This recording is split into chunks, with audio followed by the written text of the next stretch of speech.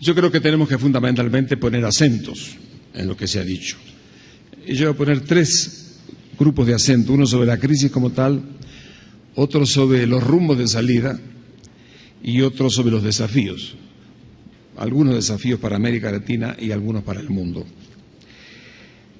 Con respecto a la crisis como tal, yo creo que estamos en presencia de una crisis no mundial, todavía la crisis no es mundial. Vamos a crecer 3% en el mundo, 2,5%, 3%. Es decir, la crisis no existe en América Latina, ni existe en Asia, ni existe en África, ni existe en Oceanía. Existe fundamentalmente Atlántico Norte y Japón, Estados Unidos y tampoco en toda Europa. Es una crisis muy asimétrica, ¿verdad? El norte de Europa está en un ritmo y el sur de Europa en otro. Pero sí tenemos una crisis que podría convertirse en mundial y eso lo veremos al final de nuestras reflexiones. Creo que estamos en presencia de algunos rasgos de esa crisis que fueron señalados muy bien. Quizá el primer rasgo es la profundidad de la misma. El segundo rasgo es que estamos en presencia en mis largos años, trabajando con crisis desde el 82 aquí en México hasta el 2002 en la Argentina, los viví todas, con distintos sombreros, pero intensamente, y no desde la platea, desde el escenario. Y yo les puedo decir que es la primera vez que veo dos cosas que impresionan. Es la primera vez que yo veo a Estados Unidos discrepando con Europa. Importante. Y la segunda vez es que veo una discrepancia entre el norte de Europa y el sur de Europa en las dimensiones en que está ahora.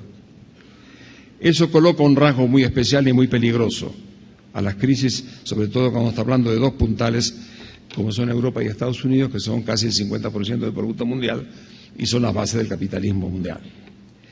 El otro rasgo importante es que esa crisis se está convirtiendo en una crisis perfecta. Los gobiernos no invierten, los bancos no prestan, los consumidores no consumen y el mundo se está encogiendo. Entonces, claro, el mundo como en comercio internacional se estaría encogiendo. Esto hace que, como se ha dicho acá y lo dijo Carlos Slim esta mañana, estamos no tanto un cambio, no tanto una época de cambio, un cambio de época, más estamos volviendo a lo que ha sido el rasgo central del mundo en los últimos 200 años, que es la inestabilidad. Nosotros vivimos 30 años de una adorable estabilidad. Estábamos tan convencidos que manejábamos las cosas que hasta llegamos a creer que con una ecuación matemática se preveían los riesgos. Y así no fue. Esa entrada en la época de inestabilidad es importante que la pensemos todos, los que están en la acción política, los empresarios, porque hay que navegar en la inestabilidad con salvavidas muy distintos a las que venimos usando hasta ahora. ¿Qué sabemos y qué no sabemos en esa crisis? Sabemos algo, y ya se fue viendo, sabemos que esto va a durar, como duró la crisis del 30, donde realmente la integración de los mercados se dio a mediados de los 50, y qué hubo en el medio, y qué hubo en los 30, ¿verdad? Sabemos que esto va a durar, y sabemos, muy importante, que el mundo que llegaremos no es el que partimos, es otra economía, es otra sociedad, y son otras relaciones internacionales. Es otra economía porque está basada en la economía del conocimiento, afortunadamente, que ofrece oportunidades impresionantes, y con la emergencia de todo un mundo, el emergente que hoy ya está tocando el 50% del Producto Mundial. Entonces estamos en presencia de una nueva vigorosa realidad que abre enormes oportunidades a la civilización del futuro. Estamos en una nueva sociedad, sí, lo ha dicho muy bien José Miguel, una sociedad donde hay nuevos fenómenos, una nueva sociedad donde hay clases medias. En América Latina se habla que más 60% ya son clases medias. Una sociedad que incorpora la violencia como un fenómeno, un desafío permanente en la vida de la gente. E incorpora un nuevo elemento que también lo mencionó Insulza, que es que empiezan a aparecer las mayorías queriendo intervenir mucho más en la sociedad. Y eso desafía a la política, a la economía y a la sociedad. Una sociedad vigorosa, pero con muchos problemas que nos obligan a repensar cómo administrar y cómo movernos en esa sociedad. Y unas nuevas relaciones internacionales, que eso realmente es muy importante y que es clave para sacar de conclusión de la mañana de hoy. Es decir, el mundo del pasado fue un mundo bipolar, y ahora vamos a pasar al mundo multipolar. Es mucho más peligroso el mundo multipolar. Cuando se ponían de acuerdo Washington con Moscú, respirábamos todos. Pero hoy en día hay que poner de acuerdo a Washington, a Alemania, a Inglaterra, a Francia, China, la India, Brasil. Ese mundo multipolar va a ser muy difícil de administrar. Bien lo sabe Europa, que fue multipolar por 800 años e inventó todas las guerras. Es decir, cuando hay mundo multipolar hay muchos riesgos, y eso implica un desafío de construir un nuevo conjunto de relaciones internacionales que son realmente muy importantes para vivir en paz. Y no es solamente una conciliación de intereses económicos, que siempre se va a lograr. Hay que incursionar en acordar valores, y son los valores occidentales y los orientales. El mundo está viviendo la transferencia de poder económico más grande en la historia de la humanidad. Esa realidad que tenemos por delante va a implicar definir un nuevo multilateralismo, quizá unas nuevas Naciones Unidas, pero hay que tenerla. Entonces, esos son un poco los rasgos de la crisis que nos toca vivir y que tenemos por delante. El segundo elemento que quería destacar era el problema, y también con el anterior, que no sabemos. Bueno, no sabemos realmente cómo enfrentar las salidas en este momento. Eso es un tema, esta confusión, como dicen los brasileños, es muy importante y tenemos que de alguna manera reflexionar sobre ella. Yo diría que si tuviéramos que inventar algún rumbos por los cuales orientar la acción, yo diría que habría tres caminos, sin poder realmente incursionar en ninguno de ellos con demasiada autoridad. Uno, el camino de duración sin dirección, que es lo que hay ahora. Y fundamentalmente eso mira fundamentalmente a Europa. Segundo, duración con dirección, que es a lo que habría que aspirar y se está aspirando ahora confusamente. Y lo tercero es el caos, que es la opción que mencionaba Ocampo, el hecho de que se interrumpa el euro y que la Unión Europea como tal haga crisis fundamental.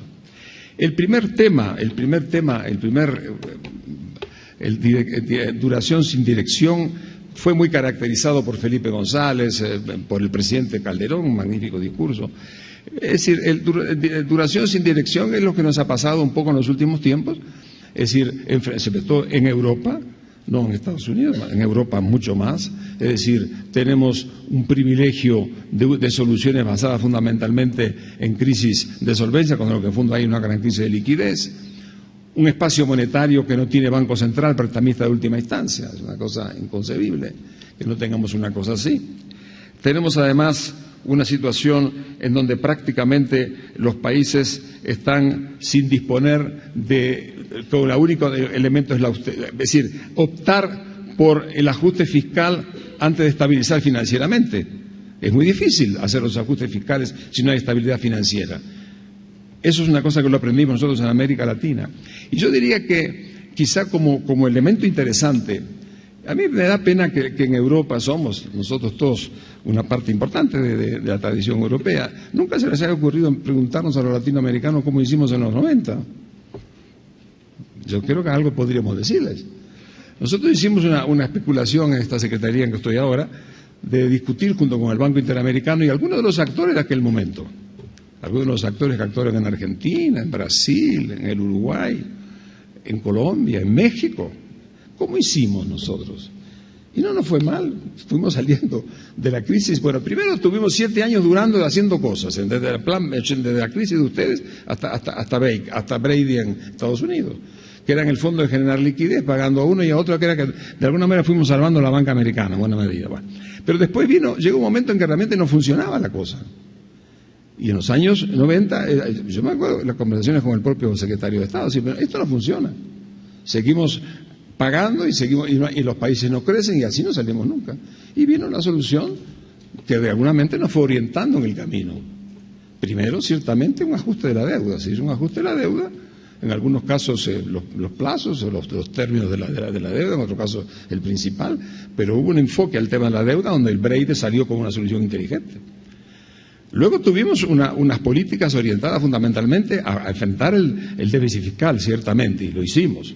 Se hizo en forma, cada país lo hizo a su manera, vendiendo activos, poniendo más impuesto al IVA, o haciendo otra cosa importante, que fue crear un impuesto financiero que en Europa parece el pecado original, que era realmente poner un cierto impuesto a las transacciones financieras. Es un impuesto horrible, pero en el fondo cuando uno tiene necesidad entre ese y el impuesto al IVA, de repente yo me quedo con ese.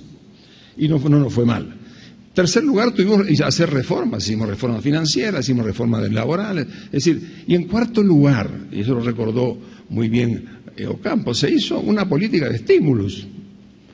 Y aquí en México también, y eso, ¿por qué no se mira un poco todo eso y se incorpora a la segunda solución, que es duración con dirección? Cuando llegamos a ese plano aparecen las cosas que se dijeron aquí. Es muy difícil resolver cosas en Europa. Hay una lentitud porque, como decía muy bien Felipe, no está preparado para la emergencia, porque tiene que decidir entre 27 países o entre 17 en el euro. Y claro, cuando llegan a este tema, se olvidan de un principio que aprendimos nosotros en América Latina, y era este: cuando tenés que cortarle la cola al perro, no se la corte a pedacito, cortarlo donde hay que cortarlo, porque el animal sufre mucho. Y eso es un poco lo que nos está pasando, lo que nos pasó a nosotros en América Latina. Nos costó aprender eso. Hay que saber cómo cortarlo y cómo distribuir los costos, desde luego. Eso va sin decirlo, pero yo creo que ese es un tema importante cuando hablamos de la duración con dirección. Pero fundamentalmente el hecho de entender que si no hay, es incomprensible realmente que países que tienen el ajuste brutal que está haciendo España en este momento y Italia no tengan capacidad de tener soluciones de tipo de liquidez. Es por lo menos inexplicable y por lo más inaceptable. Pero yo creo que es un tema que están discutiendo, y lo dijo Felipe y Calderón con mucha fuerza. El tercer elemento es lo que decía muy bien también Ocampo. Ciertamente, si entramos en un momento en donde se hunde el euro, esto es un golpe muy importante para la economía mundial y podemos entrar en la recesión mundial. A mí conozco que los alemanes mandaron pedir un estudio a un grupo de especialistas para que estudiaran el impacto que tendría en Alemania una crisis de esa magnitud. Y ese grupo determinó que entre 10 y 20% caía del producto. Es decir, yo no quiero ni pensar el incendio que eso sería. Yo espero que antes de llegar a eso tengamos un poco el sentido común de no precipitar las cosas a ese nivel. Entonces, esos serían un poco los tres caminos. No hay una respuesta clara a la pregunta que hace la agenda. No sabemos, en el fondo estamos orientándonos y tratando de hacer pie en lo que hemos hecho en el pasado algunas regiones, y ojalá que se pueda mirar. Y en segundo lugar, tratar de pensar que si no hay restauración en la solución de duración con dirección de ciertos principios comunitarios basados en el sentido común y la experiencia pasada, las cosas pueden ponerse muy feas. Tercera área de reflexiones, que es el tema de algunas reflexiones para América Latina y algunas reflexiones para el mundo. Con respecto a América Latina, el impacto ciertamente nos toma mejor, no tanto mejor como en el 2009, pero estamos mucho mejor, casi 800.000 millones de dólares de reservas. Son cifras de Walt Disney para nosotros. Mi generación es una cosa que nunca hubiera imaginado, pero las tenemos. Eso es un colchón importante que no se puede despreciar. En segundo lugar, vamos a tener un impacto de comercio. El impacto de comercio de Europa no es tanto, 13% son las exportaciones a Europa, aunque el Mercosur fundamentalmente es más del 20%. Pero ciertamente en la medida que tengamos el impacto de comercio que señala Ocampo es cierto, y sobre todo a nosotros nos preocupa el tema chino, particularmente de Panamá para abajo, donde el tema de la presencia china es fundamental en el volumen exportador. En materia de sector financiero, hay una situación financiera, hay sectores financieros que están en este momento presentes de la banca internacional, pero es una banca sólida, una banca aburrida en algún sentido. No cometimos las grandes atracciones de la banca de los países del norte, sino que yo creo que hay ahí una reflexión importante, y me parece que en ese sentido hay una razonable tranquilidad de que el sistema financiero es hoy sólido, tanto de la banca extranjera como de la banca local. Y en tercer lugar, tenemos que pensar también, mirando hacia el futuro, que el problema fundamental es que en el mundo que vendrá de inestabilidad, navegar en convoy es mejor que navegar solo. La redefinición de la cooperación regional es muy importante,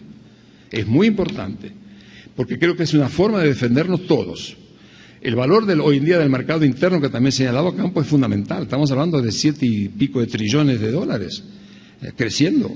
Entonces ahí hay un capital importante sobre el cual asentar muchas cosas para hacer, no para aislarnos del mundo, sino para hacerlo, ganar productividad y en ese sentido competir mejor en el escenario internacional. Eso con respecto a lo que podríamos llamar el caso de las preocupaciones a nivel de América Latina. No voy a hablar de todos los temas de competitividad, los temas sociales, de educación, porque todo eso no es el motivo en el día de hoy. Diré yo que la crisis nos lleva a reflexionar sobre esos 2 o 3 temas centrales en los cuales van. Y por último, alguna reflexión con respecto al mundo. Yo diría lo siguiente con respecto a los temas de carácter mundial, ¿no? Yo creo en lo primero, por lo que dije anteriormente, que tenemos que ir pensando en la sociedad del futuro, la gente joven sobre todo, tiene que ir pensando en que hay que construir una auténtica gobernanza real. El G20 es una etapa inicial, pero tenemos que llegar a construir una nueva gobernanza que refleje los poderes políticos del mundo, los poderes económicos del mundo y que se sienta todo el mundo participando de acuerdo con su importancia relativa en lo que es ese mundo que vendrá. Yo creo que de alguna forma tenemos que pensar que la reintegración de los emergentes del poder mundial es un tema de gran magnitud y fundamentalmente generar y fortalecer el multilateralismo. Pero es un multilateralismo que partió del año 45, es una maravilla el hecho de haber creado realmente una asociación de Naciones Unidas, o si no existieran había que recrearla de vuelta. El mundo tiene que creer en esto y para eso tiene que hacer realmente una refundación de las bases de la nueva gobernanza. Sistema financiero. Es un tema, yo también ahí, he sido de todos los sombreros posibles, públicos y privados, y puedo tener cierta autoridad de la experiencia propia. Es cierto, todas las crisis comienzan por los lados financieros. Es cierto también que en los últimos 20 años el mundo financiero fue capaz de hacer ingenierías financieras absolutamente espectaculares y que aportaron mucho al crecimiento. Pero es cierto también, y hay que reconocerlo honestamente, que el sector financiero no bancario es hoy realmente un sector muy grande, desregulado y muy poderoso. Yo lo que digo es lo siguiente: hay una corriente creciente hoy en día de pensamiento, tanto político como técnico, que dice que quizá el mundo tiene un sector financiero no bancario demasiado grande. No precisamos tener un mundo financiero no bancario que es 30, 40 veces el sector de bienes y servicios del mundo. En fin, hay que repensar esto, es un desafío importante, pero está creciendo una idea que no se puede dejar de lado. El sector financiero tiene que formar parte del mundo en su integralidad, responder a los grandes objetivos políticos y sociales, y para eso el tamaño es un fenómeno que complica la vida. Es para pensarlo. Yo estoy cada vez más seducido por esta posición porque creo que las cosas que están pasando, lo que hemos visto en la generación de esta crisis, lo que hemos visto con el LIBOR el otro día, todo eso nos pone un poco nerviosos si realmente es posible construir una sociedad balanceada si no tenemos en cuenta ese tema. El tema comercial es muy importante, yo creo que hace bien haberlo reflejado el presidente Calderón y lo mismo lo acaba de poner ahora muy bien el amigo Campo. Y yo diría, viviendo en Europa, yo no puedo dejar de reconocer y valorar otro tema que es fundamental, el tema del empleo. En los años 30 el tema del desempleo fue un poco el precipitante de tantas cosas. Hoy tenemos un serio problema en materia de empleo. Hay 75 millones de jóvenes desempleados en el mundo, 200 millones de jóvenes que viven con menos de $2, pero sobre todo con una juventud que, a diferencia de la juventud del pasado, la juventud es la edad dorada de la vida, que es la edad de la aventura, hoy en día tenemos una juventud con miedo. Uno, el miedo a morir, porque toda esta violencia que hay en el mundo, los que ponen los cuerpos son los jóvenes. Los grandes muertos son la gente joven. Y lo otro que es grave, que yo lo percibo en las calles de Europa, el miedo a sobrar, a que no haya una sociedad en la cual realmente uno puede insertarse. Esos miedos ya están haciendo carne. El mundo no puede vivir con una Europa donde hay países que de cada 2 jóvenes hay 1 desempleado. Es un desafío muy grande, estructural y coyuntural, no es un tema fácil. Pero yo tengo la impresión de que en ese concepto de la juventud, una juventud que tiene miedo a morir y a sobrar, no podemos construir realmente un futuro como quisiéramos tener. Y por último, por supuesto, todo esto va a llevar a un nuevo modelo. Yo soy optimista porque incluso entre los grandes temas, como el tema del clima, como el tema de los avances en la utilización de las nuevas tecnologías, hace pensar que el hombre siempre ha superado a través del ingenio y la voluntad los problemas que tiene en el presente. Pero hay que trabajar todos juntos y los peligros son muy grandes y es bueno que seamos conscientes que esa nueva etapa todavía está por mostrar su última cara. Muchas gracias.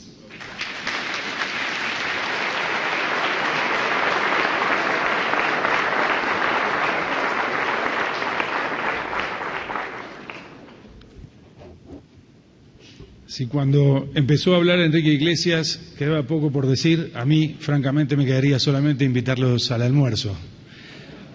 Pero voy a hacer un esfuerzo por cumplir en un plazo breve con el pedido del presidente Sanguinetti, identificando algunas balizas, algunas señales que nos indiquen por dónde va el camino, cuál es el rumbo en este cambio de época. ¿Por qué estamos cambiando de época? Hoy hablamos a la mañana, el ingeniero Slim, el presidente Sanguinetti remarcaban que es una época de cambios, un tiempo de cambios y que estamos viviendo un cambio de época. A mí me gustaría tratar de contribuir a algunas reflexiones para identificar hechos que nos señalan de una manera definitiva que estamos entrando en una nueva era. El primero, y es un hecho al cual se ha hecho alusión de distintas maneras esta mañana, es que desde mi punto de vista lo que se ha acabado con la crisis financiera internacional es el superciclo de deuda al que apelaron las economías más desarrolladas, pero también las economías emergentes, durante 2 o 3 décadas de crecimiento sostenido y balanceado. Cuando digo que se acabó el superciclo de deuda, digo que el endeudamiento masivo de los estados no aparece como una opción en el corto y mediano plazo para ninguna de las economías desarrolladas ni para las mayores economías emergentes. Enrique señalaba bien, durante los últimos 30 años, las economías desarrolladas crecieron con una muy baja volatilidad en materia de tasas de crecimiento, en materia de ingresos, en materia de exportaciones. Y yo creo que este ciclo ha culminado. En el futuro lo que vamos a ver es más volatilidad, vamos a ver tendencias de crecimiento en los países desarrollados que van a estar por debajo del promedio histórico y un mayor desempleo estructural. Fíjense, si uno combina alta volatilidad con una tasa de crecimiento por debajo del promedio histórico, o con una tendencia por debajo del promedio histórico, lo que se va a encontrar son recesiones más frecuentes, que sin duda van a afectar a nuestras economías.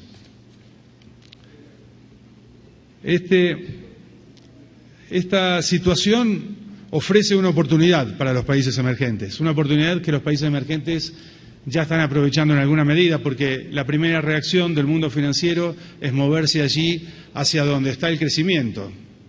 Y ese es tal vez el segundo hecho que quiero remarcar. Hoy los países emergentes no solo están tocando, como decía Enrique Iglesias, casi el 50% del Producto Bruto Global, sino que además representan el 70% prácticamente del crecimiento de la economía global en nuestros días. Los países que mejor han aprovechado estas oportunidades son países con políticas monetarias expansivas, que tienen consumidores poco apalancados, cuyos sistemas financieros representan, en términos de créditos otorgados al sector privado, un porcentaje relativamente bajo del PBI, tienen un buen dividendo demográfico y tasas de interés declinantes. Ejemplos de estos países en la región: Brasil, India, Indonesia, en Asia, Malasia asimismo y Turquía. Ellos ya han estado experimentando unos fuertes flujos financieros que ingresan a corto plazo, y como esas mismas condiciones que los atraen son la base para una burbuja en el futuro, estos países han respondido acumulando reservas, ajustando su política fiscal y reduciendo la tasa de interés. Pero hay un hecho más que me parece que convierte a los países emergentes en una oportunidad en este proceso en el que está cambiando la época. Aun cuando, y este es uno de los pocos datos tal vez que no mencionamos esta mañana, aun cuando los países emergentes representan prácticamente el 50% del Producto Bruto Global, el valor de capitalización de mercado de sus empresas solo representa un 14% del valor global de capitalización de mercado en el mundo. Fíjense, hay casos realmente impresionantes. China representa 15% del Producto Bruto Global y sus empresas representan solo el 2% del valor global de capitalización de mercado. Estos datos muestran que hay verdaderamente una oportunidad. Hoy Estados Unidos representa 22% del Producto Bruto Global y el valor de capitalización de sus mercados está cerca del 44%. Ahí es donde radica verdaderamente la oportunidad de crear valor en los países emergentes y poder descifrar las señales que nos permiten llegar a tiempo a realizar ese valor, llevando a las empresas de los países emergentes a los mercados financieros locales y globales, representará en el futuro próximo un elemento de competencia extremadamente importante. El otro tema que me parece que marca un cambio de época importante es la emergencia de una nueva clase media global. De alguna manera hoy hemos mencionado el dividendo demográfico. En distintas intervenciones hoy, los expositores, los oradores que me precedieron mencionaron la importancia del dividendo demográfico. Y vaya si la tiene, ¿no? Por ejemplo, para tomar el caso de China, la población en edad de trabajar en China pasó de un 46% en el año 75 a un 65% en nuestros días. 2/5 de la población de los países emergentes viven en países que tienen una tasa de fertilidad por encima del 2.2%. Entonces allí tenemos claramente una primera idea de la importancia del dividendo demográfico. Pero lo que parece realmente impresionante es cómo esta causa y a la vez consecuencia del desarrollo va a impactar en la economía de los próximos años, por el dinamismo de las economías asiáticas y los problemas que enfrentan las economías de los países desarrollados. Si me permiten hacer un breve ejercicio y definir la clase media global como aquellas personas que gastan entre 10 y 100 dólares por día y aceptan esta definición arbitraria, porque cualquier otra definición que tomemos sería igualmente arbitraria. Tomando 10 dólares, considerando 10 dólares el piso de pobreza en un país como Portugal, por ejemplo, el gasto diario de 10 dólares como el piso de pobreza en un país como Portugal y el de 100 dólares el gasto que pondría por encima de clase media a un habitante de Luxemburgo. En el mundo, en el año 2009, teníamos aproximadamente 1.800, 1.900 millones de personas viviendo en esa clase media global. El 54% de esa población se distribuía entre Europa y Estados Unidos. Asia representaba el 28% del total y América Latina el 10%. En el año 2020, de acuerdo con las proyecciones del Fondo Monetario, el Banco Mundial, el Centro de Desarrollo Internacional del OECD, la cantidad de gente viviendo en clase media, que ya para ese entonces habremos llegado a los 3.200 millones de personas. La cantidad de gente viviendo en clase media en Asia alcanzaría el 54%, la proporción que tiene hoy Europa y los Estados Unidos. En esas regiones, la clase media, definida como lo hice, se reduciría al 32% del global, y en América Latina pasaríamos del 10% que tenemos por estos días al 8% en el 2020. ¿Qué pasaría con el gasto? Recién hablábamos de la cantidad de pobladores, de ciudadanos viviendo en clase media. ¿Qué pasaría con el gasto? Hoy América del Norte y Europa representan 64% de la clase media global, del gasto de la clase media global definido como lo hice, y Asia el 23%, América Latina el 7%. En el 2020, América del Norte y Europa representarían el 36%, Asia el 42% y América Latina el 7%. Es decir que este tema que mencionaba hoy el presidente Lagos y que fue mencionado también por José Antonio Ocampo y por Enrique Iglesias, la necesidad de definir una relación con China a mediano y largo plazo, es extremadamente importante y yo diría urgente, porque cuando uno mira las pendientes de crecimiento de la clase media y la distribución poblacional, se nota que la mayor pendiente, el crecimiento más rápido se produce en esta próxima década, del 2012 al año 2022.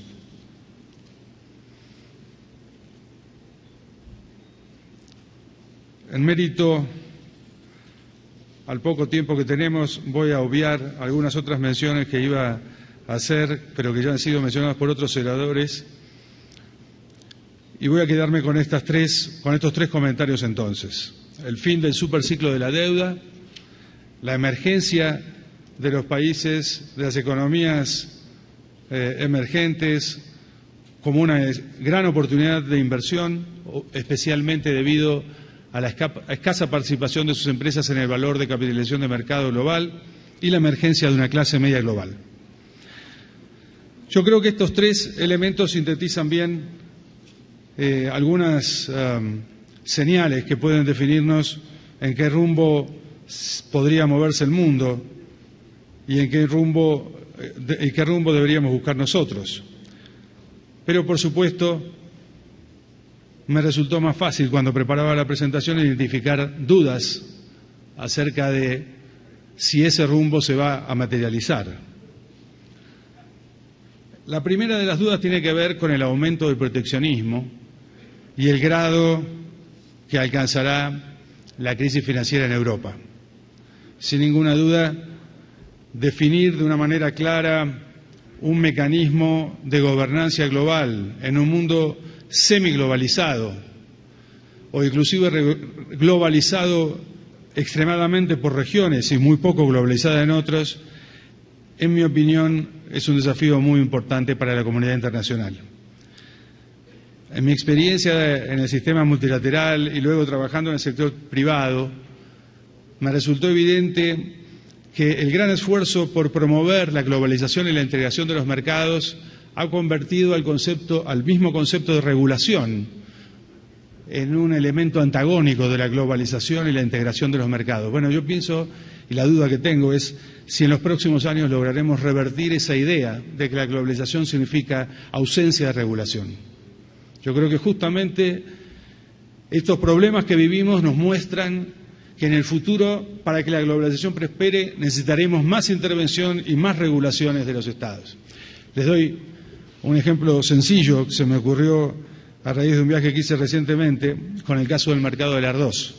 El precio del arroz ha estado sometido a fuertes fluctuaciones y una enorme volatilidad en los últimos años, y participé de un debate donde se discutía si había que liberar el mercado internacional o si había que regularlo con precio de sostén.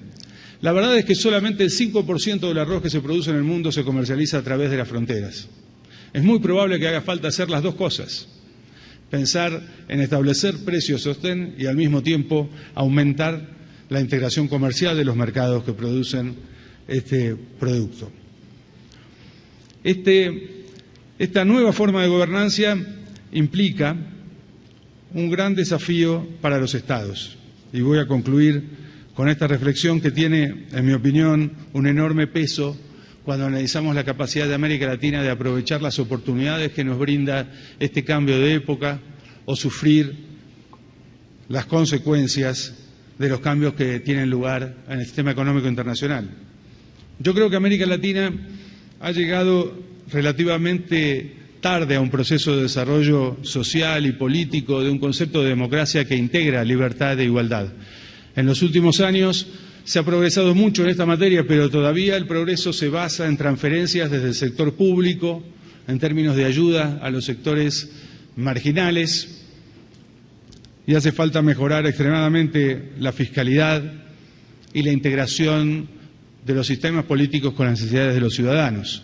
Sin ninguna duda, en los últimos años ha aumentado el valor que los ciudadanos le dan a lo político, pero tengo muchas dudas, más dudas que certeza, acerca de si eso ha significado de alguna manera una revalorización de la política. Me parece que la política todavía padece un cierto desprestigio y que los ciudadanos recurren en muchas oportunidades a la autorrepresentación. Creo que el debate que nos debemos en América Latina es en qué medida podremos avanzar en la organización de un nuevo contrato social donde el Estado juegue un rol preponderante en garantizar unos derechos mínimos a los ciudadanos en materia de acceso a la salud, a la educación, al empleo y a una vida digna. Muchas gracias.